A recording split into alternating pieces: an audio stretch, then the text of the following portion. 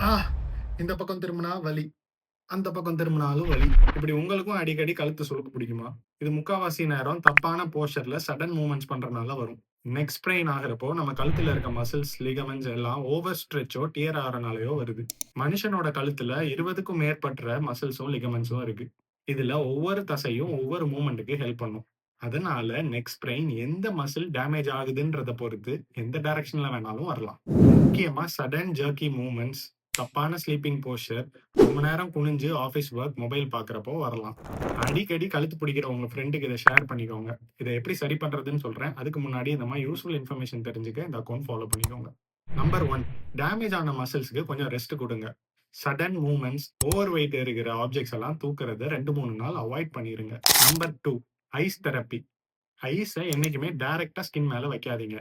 Ice பேக்க ஒரு டவல்ல rap பண்ணிட்டு ஒத்தன வைங்க. இது இன்ஃப்ளமேஷன குறைக்கும். Number 3, slow muscle stretching. நான் சொல்லப் போற இந்த 3 நெக் ஸ்ட்ரெச்சஸையும் ஸ்லோவா பண்ணி பாருங்க. சின் டக்ஸ். ஸ்ட்ரெய்ட்டா சேர்ல உட்கார்ந்துட்டு, தலைய பின்புறமா இழுத்து, டபுள் சின் வர்ற மாதிரி 5 செகண்ட் ஹோல்ட் பண்ணுங்க.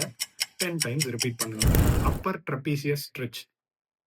தலைய எந்த பக்கம் வலி இருக்கோ, அதுக்கு ஆப்போசிட் சைட் திருப்பி, கைய வச்சு கீழ பிரஸ் பண்ணுங்க. Isometric neck side bends. கைய தலையோட சைடுல வச்சுட்டு, கையில தலைய பிரஸ் பண்ணி 5 செகண்ட் ஹோல்ட் பண்ணுங்க. 5 டைம்ஸ் ரிப்பீட் பண்ணுங்க. இப்படி பண்றப்போ கழுத்து அசைவு இருக்கக்கூடாது. நோட் பண்ணிக்கோங்க. இதெல்லாம் பண்ணி 2, 3 நாள்ல வலி சரியாகலன்னா ஆர்த்தோ கன்சல்டேஷன் எடுத்துக்கோங்க.